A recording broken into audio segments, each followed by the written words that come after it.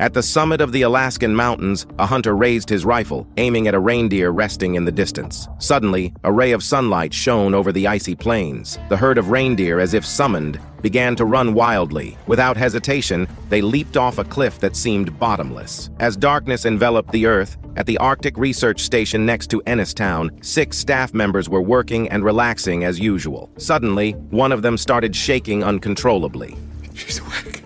The scene shifted to 3 days later. A supply truck drove into the research station. The driver shouted for a long time but received no response. He decided to go in and check for himself. To his surprise, the place was completely empty. A shadow flickered in the distance. The food on the table had been left untouched and the TV was still playing. The driver, confused, searched around the area. It wasn't until he looked under the table that he discovered a human tongue. Sheriff Liz arrived at the scene shortly after. Without saying a word, she violently turned off the dull TV. Only then did she begin to carefully examine the surroundings. The missing staff's phones were all here, indicating that they hadn't gone out on a mission. Based on the freshness of the food, Liz deduced that the people had been missing for at least 48 hours. She recommended immediately deploying a helicopter to search the surrounding area. Next came the strange, severed tongue. The marks on it resembled those left by years of licking fishing lines, suggesting its owner was a local indigenous person. There were many conflicting details in the current evidence. Liz hoped for more discoveries. When she entered a lab, she unexpectedly saw some large words written on the whiteboard. This added another layer of mystery to what initially seemed like a simple missing persons case. Liz and the others, filled with suspicion,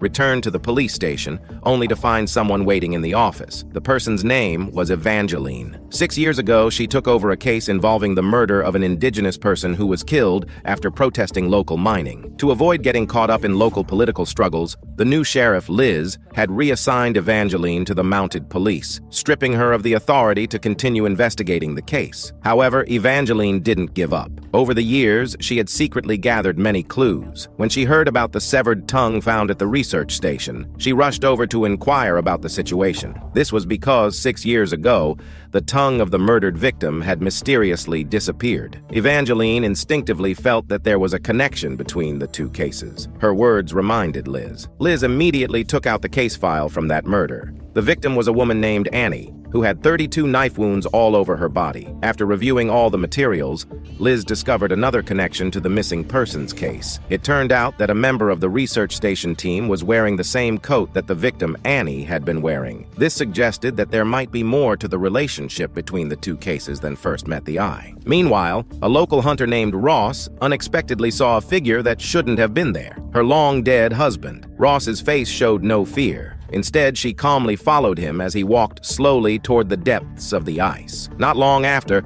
the strange man stopped and performed an eerie dance in the snow.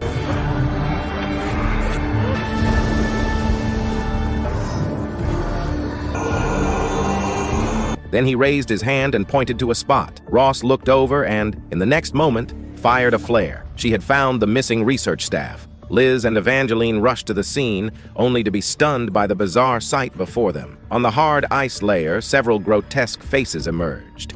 These people, before they died, seemed to have experienced something extremely terrifying. Their expressions of despair and urgency were frozen in place like ice sculptures. What was even stranger was that all the bodies were completely naked, their clothes neatly laid out nearby. Liz noticed that one of the bodies had a strange symbol etched on its forehead. The unexpected event made even Liz, who had been a police officer for years, feel uneasy. She quickly sought out the geologist from the local school, who had briefly worked with the research station. The geologist didn't know much. While Evangeline was driving Ross, the hunter, back to her home, Ross revealed that the bodies had been guided by vengeful spirits to the location. She showed no surprise at this. As a native of this extreme part of the world, she was used to seeing phenomena that science couldn't explain. Over time, they had grown accustomed to such occurrences. Ross believed that her husband's appearance wasn't to take her away, but to reveal some information. However, when it came to the strange symbol on the corpses' foreheads, Ross became unusually cautious. She said that the symbol was an ancient totem, older than the ice itself. Evangeline's mind suddenly stirred. She recalled that the murder victim from 6 years ago, Annie, also had a similar tattoo. By now, the frozen bodies had been dug out from the ice. Liz had them sent to an indoor skating rink to thaw. planning to conduct further research once they had melted. Based on the current ice structure, they counted 5 heads and 9 feet. As for what else might be inside, they would have to wait until tomorrow to find out. However, the young assistant pointed out that when humans face a rapid drop in pressure, their eardrums can rupture, and the low temperature could cause hallucinations, leading to irrational self-harm. This might explain the expressions frozen on their faces. The assistant suggested that perhaps a polar bear had entered the research station, causing the staff to panic and flee outside to escape. As for the howling from the frozen corpse, it could have been a muscle reflex. Liz nodded in appreciation, but until they had concrete evidence, all these theories remained mere assumptions. While reviewing the deceased's phones, the assistant stumbled upon a video. It was of a researcher named Clark, rambling in a strange manner. Suddenly, the lights cut out. The two began visiting the logistics company that worked with the research station. From the truck driver, they learned that Clark, the researcher, was the most unusual one. He had been seen multiple times running naked in the icy cold, and he had a spiral tattoo on his chest. Liz was thrilled by this discovery. She quickly checked Clark's credit card records and soon located the tattoo artist who had worked on him 6 years ago. The artist sent over 2 photos, confirming that Clark had gotten the same design as Annie's tattoo. This, coupled with the fact that both had worn the same style of coat, revealed that they had been a couple 6 years ago. This revelation also explained the discovery of Annie's severed tongue at the research station. Since the 2 cases were indeed connected, Liz took the initiative to ask Evangeline to collaborate with her, as she was well versed in the details of Annie's murder case. The 2 women arrived at the research station and thoroughly searched Clark's room, but found no valuable clues. Even the matching coat was missing from the wardrobe. However, Evangeline had an idea. Since Clark and Annie knew each other, Annie's brother might have seen him before. Sure enough, when Evangeline showed Clark's photo to Annie's brother, he immediately recognized the man. He even recalled selling Clark a second-hand RV. After obtaining the license plate number, Evangeline quickly left. She believed Clark had bought the RV to facilitate his meetings with Annie. As a native of the area, Evangeline instantly guessed the location where the RV might be, the town's only abandoned parking lot, where there were very few vehicles. It didn't take long for her to find Clark's RV. Liz received a call and rushed to the site. Using a flashlight, they noticed traces of daily life all around. A phone was lying on the table. Evangeline recognized it as Annie's. On the roof, a large spiral symbol had been drawn. What surprised them even more was that a human-shaped doll was sitting on the bed. At that moment, Liz received a call from her assistant. The ice sculptures at the skating rink had nearly melted. When they arrived at the rink and counted the bodies, they discovered that Clark's body was not among them. Evangeline suspected that he might still be alive. Liz had already suspected Clark was involved in the case. Now that he had disappeared, finding him became urgent. The deputy chief had gathered all the police officers, even calling on the town's hunters. He described Clark's appearance and instructed everyone to conduct a thorough search, starting from the area where the ice sculptures had been found and expanding outward. Evangeline had reservations about this approach. Hunters often couldn't control their behavior, and what if someone ended up killing Clark during the search? She decided to track him alone in the opposite direction. As she tossed an orange ahead of her, it rolled back toward her feet. Surprised but not anxious, Evangeline knew that in this land of perpetual night, strange things were to be expected. Meanwhile, Liz and her assistant moved Clark's belongings back to the police station, hoping to find overlooked clues. Her assistant was puzzled as to why Liz had fallen out with Evangeline, especially since Evangeline was skilled at organizing information. After a moment of hesitation, Liz slowly revealed an old story. Years ago, a notorious thug often beat his girlfriend, but she refused to report it, claiming that her injuries were from accidents. Liz knew what was really going on, but felt helpless. Then one day, she and Evangeline discovered that the girl had been murdered by her boyfriend. Evangeline had never forgiven herself, feeling that Liz could have stopped the tragedy from happening. This led to a rift between them, one that only grew over time. Liz had always been rational, following the rules when it came to important matters, while Evangeline was extremely emotional, often acting impulsively. Their differences made it impossible for them to work well together. Evangeline took the initiative to help Liz organize the materials, neatly laying out all the items on the floor. The most telling piece of evidence was the photograph. Liz couldn't understand why Clark and Annie had been together for so many years, and yet kept their relationship hidden. Among the items was a photo that caught Evangeline's attention. The person who took the photo had apparently just helped Annie dye her hair,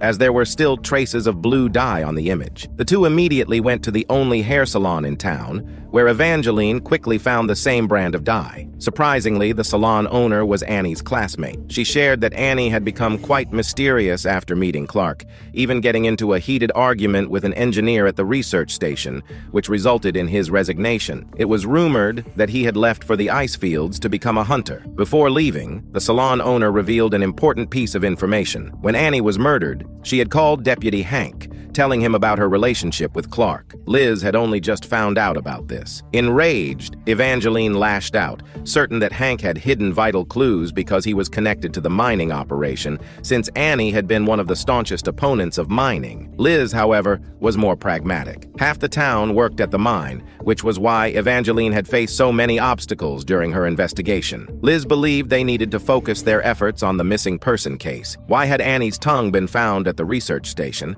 And what was the meaning behind the ice sculptures? Despite Liz's rational approach, Evangeline was still furious and went to the skating rink to confront Hank, demanding to know why he had concealed the information. Hank dismissed her accusation casually, saying that Annie had many boyfriends and that her relationship with Clark wasn't important. Liz interrupted their argument, telling Hank to focus on finding the missing Clark. After Hank left, Liz reminded her assistant to remember to decrypt Annie's phone. There might be crucial clues there. Though Evangeline was unhappy with Liz's handling of the situation, she didn't let it affect her investigation. She headed to the town's jack-of-all-trades house late that night, hoping he could help track down the engineer who had left the research station. The man agreed to help, but with a strange request. He wanted Evangeline to share her deepest secret. After some thought, Evangeline told him that her greatest concern was her mother. Her father had been a heavy drinker, and her mother had left with Evangeline and her sister when Evangeline was young. But her mother's mental health had deteriorated over time, and she began seeing strange things. One day, she disappeared and never came back. After securing the man's promise to help, Evangeline prepared to leave for the night, but then she heard a strange calling in the air. Faintly, she saw a figure ahead. As she rushed to catch up, she slipped and fell, but when she looked up, she was stunned to see her younger self standing before her. Was it possible that Evangeline had inherited her mother's mental illness? She steadied herself and returned to her car, only to receive a call from her brother-in-law. He said Evangeline's sister had suddenly begun screaming loudly before running out of the house and disappearing. After hanging up, Evangeline drove to an abandoned cabin in a strange vision. There, she found her sister sitting nearby, and it was clear that this place held great significance for the two of them. It was likely their childhood home. Meanwhile, in the only midwifery clinic in town, the nurses worked together to deliver a baby for a pregnant woman. The room filled with joyous cheers, as this was one of the very few newborns in the past few months. However, not long after the birth, the baby stopped breathing. The nurses and others present quietly gathered together to pray, their hearts heavy with sorrow. When the news spread, more and more local residents began gathering in an abandoned factory. They were all like Annie, staunch opponents of the mining development. Since the arrival of the unscrupulous businessmen, they could no longer hunt healthy animals or drink clean water. They believed that one day the town would vanish from the earth due to the destructive effects of the mining operations. Liz's daughter, introduced by a friend, visited the factory for the first time. The unwavering determination in the eyes of the people around her made her feel as though she had found a cause to join. However, when she returned home, her mother quickly noticed her visit. Liz sternly warned her daughter not to associate with the people opposing the mining operation, as it would only lead to danger in the end. Due to the polar night closing off the roads, the coroner that the police had requested could not arrive in time. Liz had no choice but to call in the town's veterinarian to perform an initial examination on the bodies. The veterinarian took a quick look and immediately declared that the victims had died before being frozen. He explained that animals that die from freezing usually look peaceful, but these people's faces were contorted in horror, as though they had been frightened to death. Liz's mind stirred, and she almost couldn't resist asking the veterinarian to help with an autopsy, but knowing that it would be a serious violation of procedure, she refrained. Fortunately, Evangeline brought some good news.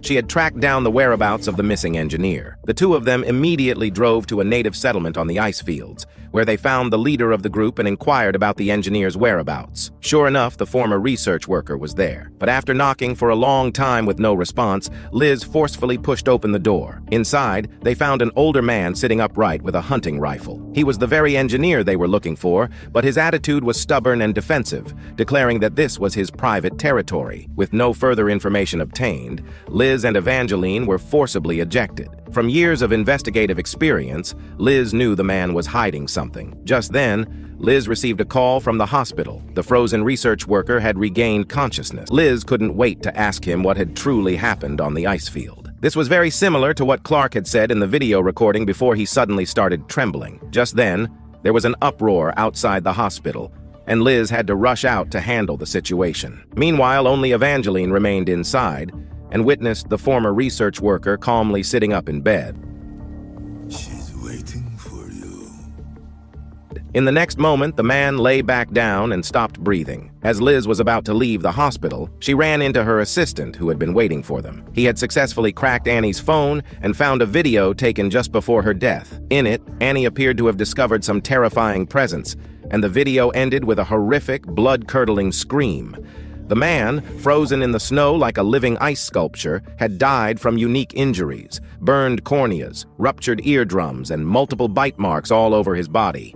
Liz, suspecting that these injuries were not isolated, asked her assistant to check if anyone else in town had suffered similar wounds. Meanwhile, she focused entirely on studying the video Annie had recorded before her death. From the environment in the footage, it appeared as though Annie had been trapped in some kind of icy cavern, with animal carcasses embedded in the walls. As Liz was processing this new information, she received a call. The state police were coming to take the frozen bodies away. On her way to meet them, Liz encountered Evangeline's sister walking alone in the freezing snow without a coat. Due to her mental illness, Liz had no choice but to take her to her sister, who was deeply grateful. Despite their occasional professional disagreements, they could always rely on each other when it mattered. Evangeline noticed that her sister's condition seemed to have worsened, and her worry grew. She decided to put her in a care facility, hoping that a fresh environment would help improve her mental state. Meanwhile, Liz had returned to the station, where her young assistant had made another breakthrough. He had found another individual with symptoms identical to the frozen research worker, named Otis. His corneas had been burned, his eardrums ruptured, and he had a history of petty theft, often found at the police station. However, 2 months ago, he had suddenly disappeared. Liz found Otis suspicious and instructed her assistant to organize a search for him. But with the ongoing hunt for the missing Clark, there was little manpower available for this task. Liz then called Evangeline to ask if she knew of any caves with animal carcasses frozen in the ice. Though Evangeline didn't know of any such caves, she offered to ask someone from the local indigenous community for help. The two quickly arrived at the home of a geologist, who, after watching Annie's video, determined that the embedded bones were whale bones. He suggested they might be found in the nearby Brooks Mountains. However, he warned that the ice caves there were narrow and winding, and unless they were experts, they would likely get trapped inside. Evangeline immediately expressed her intention to explore the caves. The geologist recommended a guide, Otis, the very person who had drawn the ice cave maps. Liz was taken aback upon hearing this. This was the same mysterious patient she had been searching for. Unfortunately, Otis had gone missing 2 months ago, and yet another lead was cut off. Liz watched the video over and over, and finally discovered another clue. At the very end of the video, it seemed the power was abruptly cut off. She remembered a similar occurrence in the video from the research station, where the lights had also gone out at the end. It was likely that both cases followed the same method of operation. As for how there was electricity in the ice caves, Liz suspected a generator had been installed. The only person in town with the ability to set up such equipment would be the engineer who had left the research station. Liz and Evangeline had visited him before, and his behavior had been quite strange. Now, it seemed that there was more to him than they had realized. Liz asked Evangeline to go back and visit the engineer again, this time with the young assistant in tow. As it was Christmas Eve, Liz had to stay home with her daughter. Although the assistant wasn't happy about it, he understood that as an employee, he had to accept these things. Evangeline and the assistant arrived once more at the indigenous settlement. But when they opened the engineer's door, they found the place empty, as though no one had lived there for a long time. A spiral symbol on the floor caught their attention, and in the center was a stone engraved with a symbol. Just then, a local resident approached and informed them that the engineer had left the day after Evangeline's previous visit. When asked about the white stone, the residents' faces changed. and they fell silent in unison. Evangeline realized they weren't going to get any answers from them. She was about to return home to spend Christmas Eve with her sister, but received a call from the Coast Guard. They had found her sister's body on the beach. Evangeline felt dizzy with grief. She rushed to the care center where her sister had been staying and reprimanded the security guard for not keeping an eye on her sister. The guard didn't even know when she had left. In her frustration, Evangeline sought out a local troublemaker she had always disliked and punched him in anger. But as expected, she was quickly overpowered and knocked to the ground. Not long after, Evangeline arrived at her friend's house, her face covered in blood. She was now all alone, with no idea where to go next. Meanwhile, Liz was still on her way home. The one-eyed polar bear approached the window.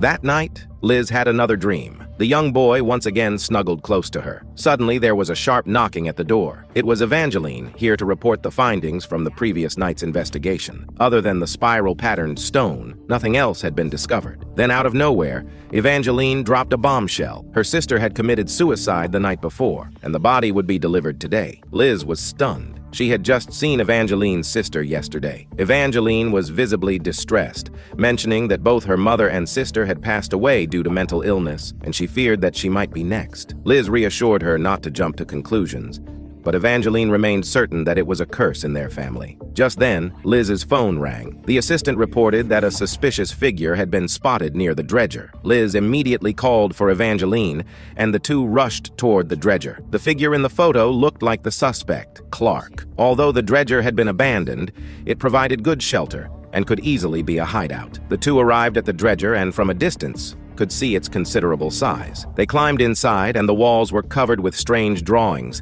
indicating that someone had once lived there. As they approached a metal door, they noticed a spiral pattern, much like the one they had seen before.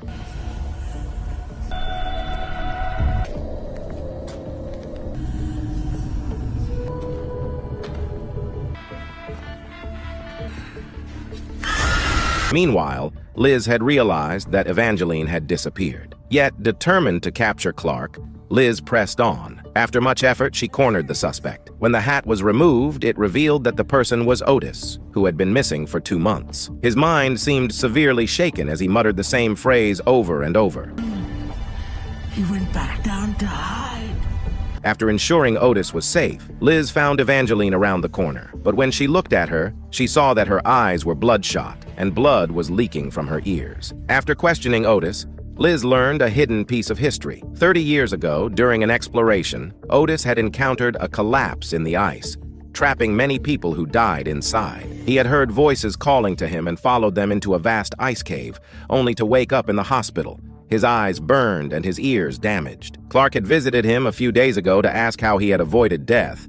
It seemed that the members of the research team had sensed the call of the Dark Kingdom and knew their end was near. However, Liz was not interested in these vague, mysterious elements. Liz pulled out the map and asked Otis to indicate the location of the cave where Annie had died. Otis pointed to a rough area and warned her that the ice there was extremely thin, and she could easily lose her life if she wasn't careful. Liz wasn't foolish, of course. She insisted that Otis lead the way, but he refused, saying he would only cooperate if he could get some contraband. Liz knew Otis was a drug addict, but as a police officer, there was no way she could agree to such a ridiculous request. The two parted on bad terms, and Liz had no choice but to drag Ivan with her to scout the area near the cave. However, to their surprise, the road up the mountain was blocked by rocks. Clearly, someone was deliberately trying to prevent the police investigation. Ivan suspected that Silver Sky Mining had something to do with it, since the area was within the company's territory. At the same time, a large group of locals gathered at the Silver Sky Mining excavation site to protest. The land and water resources in the area had been severely damaged, and the residents had repeatedly asked the company to halt its operations. The company's security guards rushed out to stop them, and a physical altercation quickly broke out. The state police arrived at the scene after receiving a report, and Ivan, who was on duty, found a familiar face in the crowd: Liz's rebellious teenage daughter. Ivan rushed over, stopping the officer who was still trying to break up the protest, and decided to take the girl to the police station. Liz, busy at the time, didn't even glance at her daughter, merely ordering that she be locked up for a night of reflection. Meanwhile, the young assistant discovered an important piece of information. The financial backers behind the research station incident were none other than Silver Sky Mining. This meant that the pollution data used to assess the mining operation's impact had no real authority. The company had likely manipulated the figures to ensure they passed environmental standards. This was also the reason why Liz had strictly forbidden her daughter from participating in the protests. The power of Silver Sky Mining's backing was beyond imagination. Ivan reminded Liz that when the protests broke out, it was the state police who had arrived first on the scene. Liz soon received a call from State Police Officer Connolly requesting a meeting at Silver Sky Mining's headquarters. Liz, who had been planning to question the company's director, Kelly, seized the opportunity to confront him. She pulled out the assistant's investigation report, revealing that Silver Sky Mining had funded the research institution that assessed its own pollution data. Clearly, there had been some kind of corrupt exchange of interests. Kelly feigned ignorance and promised to look into the matter later. He then reprimanded Liz and Ivan for entering the company's private property. Liz spoke candidly, explaining that they had found crucial clues regarding the frozen body case. Kelly immediately became anxious, asking who had pointed out the location of the ice cave. When Liz mentioned Otis's name, she instantly regretted it. Connolly, the state police officer, reassured her, urging her not to worry. He informed her that the autopsy report for the frozen bodies had already been completed. The researchers had encountered a snow avalanche during the perpetual night, and the ruptured eardrums and soft tissue damage had been caused by the sudden freezing temperatures. The terrifying appearance of the bodies might have been an illusion caused by the cold. This meant that the case was the result of a natural disaster, not a murder. There was no need to continue the investigation. Liz couldn't accept the state police's explanation, especially since Annie's murder was connected to the ice cave. Connolly's expression shifted, and he suddenly referenced a case Liz and Ivan had solved years ago, suggesting that the killer wasn't a suicide. Liz bit her tongue. As soon as Kate, the head of Silver Sky Mining, left the company, Liz approached Deputy Director Hank. She used both threats and persuasion to pressure him into finding a way to eliminate the homeless man, Otis, since he knew too much. It was shocking to realize that Hank and Kate had long had a business relationship, with Hank secretly helping the mining company cover up numerous shady dealings. Kate promised that if Hank took care of this, she would ensure he was promoted to chief. Meanwhile, Ivan, after extensive inquiries, finally uncovered the origin of the spiraled stones. They were markers left by earlier explorers at the mouth of the ice cave to warn hunters to stay away, as anyone who ventured in could easily be swallowed by the ice. Ivan, enlightened by this revelation, realized that the Dark Kingdom referred to the same cave where Annie had been murdered. She immediately sought out Liz, urging her to explore the cave as it might hold the key to both cases. However, Liz interrupted her, stating that the case had already been closed and there was no need to investigate further. She then mentioned the state police's knowledge that the suspect in the previous case hadn't committed suicide. Ivan paused for a moment, but soon made up her mind to continue the investigation. Seeing Liz so cold and logical, just like when she had abandoned the case involving Annie years ago, Ivan angrily stormed off, releasing Liz's daughter from custody on her way out. Liz returned home and tried to calmly weigh the pros and cons of her choices, convinced that she had made the right decision. However, when she went next door to find her daughter, her mind was suddenly swayed. Her daughter explained that she had participated in the protest because, over the past 3 months, 9 babies had died during difficult births. If the mining continued, the town would eventually be wiped out. Liz was shaken to the core after hearing this. She decided to visit the cemetery, where the bodies of the babies had yet to be buried due to the endless night. With a heavy sigh, Liz came to a grim realization. As long as the corrupt mining company remained in power, the town would never have a chance. The more she thought about it, the clearer it became that this company was deeply connected to the 2 murder cases. When Liz returned to the station to sort through the evidence, she unexpectedly saw Hank acting suspiciously. She quickly connected the dots. Hank must have warned the state police about her investigation. She immediately summoned her assistant to her office, easily guessing his phone password, his girlfriend's birthday. Liz concluded that it was Hank, the deputy director, who had been secretly spying on the assistant's computer. After all, only she, Ivan, and the assistant knew the full details of the old case. Liz had destroyed many files, but there were still photos stored on the assistant's computer, one of which clearly had a flaw. Hank had deduced the truth of the case and had immediately alerted the state police. Liz couldn't help but feel the twists of fate. She took out the keys from her pocket and told the assistant to move into her backyard and stop living with his corrupt father. After leaving the office, Liz was soon followed by Hank, who hurried over to try to get information from his son. The young assistant, disgusted by his father's actions, cursed and ordered him out of the room, refusing to have any more to do with him. Soon after, Liz arrived at the care center and found Otis. In order to uncover the truth behind the case, she decided to go all in. She agreed to fulfill Otis's request for contraband as long as he led her to the entrance of the ice cave. Hey, meet me at my place. We're going to where Annie died. Take it easy. And don't leave a mess.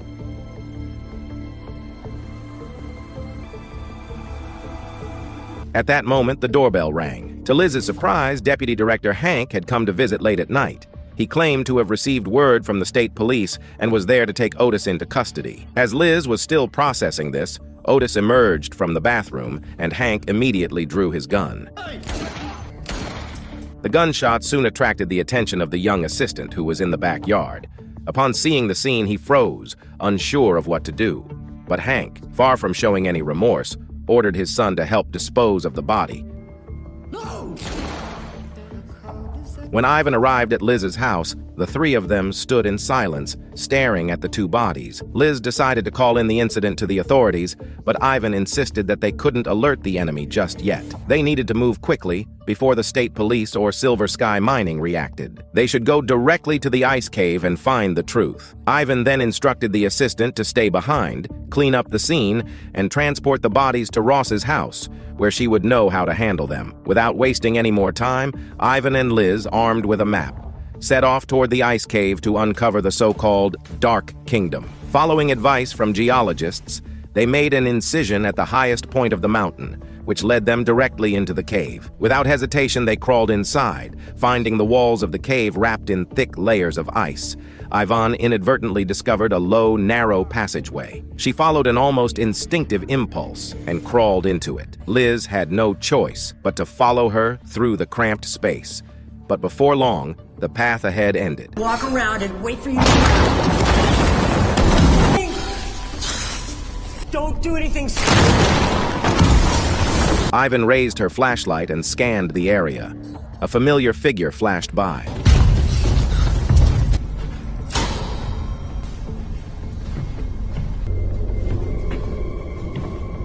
Clear. Ivan shone the flashlight upward and saw a massive spiral pattern on the ceiling. Meanwhile, Liz discovered a hexagonal tool in one of the equipment boxes, which exactly matched the wounds on Annie's body. Could this have been where she was killed? Ivan noticed movement marks on the floor and called Liz over to help move a shelf. Behind it, they found a hidden opening. The two of them climbed an iron ladder, and before long, they encountered a metal round cover. When they opened it, Liz was utterly shocked. They had returned to the office of the research station. It turned out that the cave where Annie was murdered was connected to this place. No wonder Clark had vanished so suddenly. The two of them began to carefully search the area. Judging from the footprints, Clark was hiding in one of the rooms. But in a slip of concentration, Liz was locked inside a cold storage room by Clark. Soon after, Ivan was struck from behind. However, both of them were strong-willed. As Liz smashed the glass with a metal rod, Ivan had already pinned Clark to the ground, pounding him mercilessly. If Liz hadn't intervened, Clark might have already been a frozen corpse. Both women were seasoned at interrogation and didn't rush to ask their burning questions. Instead, they pulled out a video Annie had recorded before her death and connected it to headphones, forcing Clark to listen to the loop of Annie's dying screams. His cries were even louder than Annie's. By the time Liz and Ivan had finished their meal, the man was on the verge of breaking down. He then revealed everything. It turned out that the research station had discovered an extremely rare microorganism in the frozen soil, one that was believed to be capable of curing any disease. However, due to the hardness of the frozen ground, mining was extremely difficult. It wasn't until the mining company arrived that they accidentally found that the pollutants they released could soften the ground, greatly improving the efficiency of extracting the microorganism. After Clark and Annie became acquainted, she stumbled upon a notebook that recorded illegal activities between the research station and the mining company. Already somewhat unstable, Annie had destroyed all of the microorganisms collected by the research station over the years. But before she could leave, one of the researchers caught her. In a frenzy, the researcher attacked Annie with a tool. When Clark arrived, it was too late to stop the attack, as other researchers had also arrived on the scene. Upon learning that their years of hard work had been ruined, they all joined in the assault. It wasn't until Annie had taken her last breath that Clark personally delivered the final blow. He believed that only by doing so could he end his lover's suffering quickly. Ivan suddenly recalled who had cut off Annie's tongue. Clark shook his head, insisting that the body had remained intact until the research station contacted the mining company. They had sent Deputy Hank to transport the body, and Clark believed it was likely the company's doing, a warning to other residents protesting the mining operations. Liz could hardly believe it. These people were willing to go to such insane lengths for profit. Fortunately, Ivan managed to suppress her impulse and didn't kill the bastard on the spot. They both reminisced about a time years ago when they had captured a criminal. Back then, Ivan had seen the horrific scene and immediately shot the perpetrator without hesitation. Now, the truth about Annie's murder seemed to be mostly clear, but the eerie mystery of the ice corpse still needed to be solved. After calming down, Liz and Ivan resumed their interrogation. However, as soon as Clark mentioned the ice corpse case, he became agitated and paranoid, claiming that Annie's vengeful spirit had come back to haunt him. That night, the research station suddenly lost power. Clark immediately realized something was wrong and ran to hide in the cave tunnels. His colleagues were outside, desperately calling for help, but he was too afraid to open the iron door. Then came more intense knocking. He believed it was Annie's ghost returning, so he hid in the tunnel for several days. During that time, he didn't go anywhere except once to find Otis, hoping to figure out a way to escape the haunting. Liz suspected Clark was still hiding something, so she decided to let him cool down for the night before continuing. But then, in the middle of the night, the entire town lost power. Liz was awakened by the sound of footsteps outside her room. She followed the figure and found Ivan standing frozen in the blizzard. It turned out that Clark had somehow escaped outside and had turned into an ice sculpture. Their only witness had died just like that. Liz was on the verge of losing it. She scolded Ivan for not keeping a better watch on Clark, but then suddenly realized that the power outage had cut off the heating system, and sooner or later, they too would become ice sculptures. Ivan remembered the research station's backup generator, but unfortunately, it had run out of fuel and couldn't function. As the temperature continued to drop, Liz started experiencing hallucinations, and Ivan's situation became even worse. She even saw Clark rise from the dead. The two of them could only light a bonfire, too afraid to sleep, sitting nearby to warm themselves. Ivan grew increasingly pessimistic, realizing that the blizzard outside wouldn't stop anytime soon. They were trapped. Ivan even started hearing her dead sister's voice calling out to her. Liz was fed up with Ivan's rambling and told her to talk about something else. Unfortunately, Ivan inappropriately mentioned Liz's long-dead son, which made Liz snap, shouting at her to shut up. She would rather go to sleep than stay there any longer. However, the temperature was so low that Liz couldn't sleep. When she returned to the bonfire room later, she found that Ivan had vanished. The door leading outside was wide open. Had Ivan gone outside again? The freezing winds howled and thick snowflakes whipped through the air, but Liz could still hear faint calls in the distance.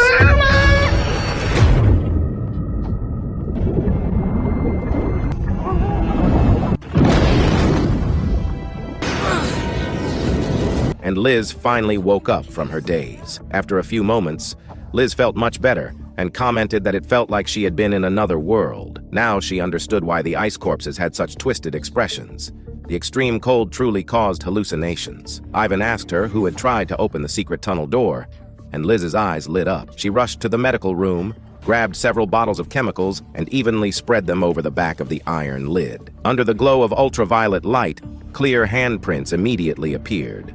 There was no doubt that these prints belonged to the killer, who had likely planned to enter the tunnel after murdering the research team members. The town's population was small, so after a quick comparison, they soon identified the owner of the handprints. It was a local woman, a member of a self-formed women's group. She had stumbled upon the underground tunnel while cleaning at the research station and had seen the tool used to kill Annie. Another member of the group had seen Annie's wound photos while cleaning at the police station. This small, unremarkable organization had managed to outdo the police in solving the case, quickly pinning down the murderer. Ivan questioned why they hadn't reported it to the police, but the woman sneered. If the police were any good, Annie's case would have been solved long ago. The women decided to take matters into their own hands and punish the killer in their own way. They first shut off the research station's power and played pre-recorded horror sounds. Then, they stormed in, catching the research team off guard and killing them all. Only Clark, who had hidden in the tunnel, managed to escape.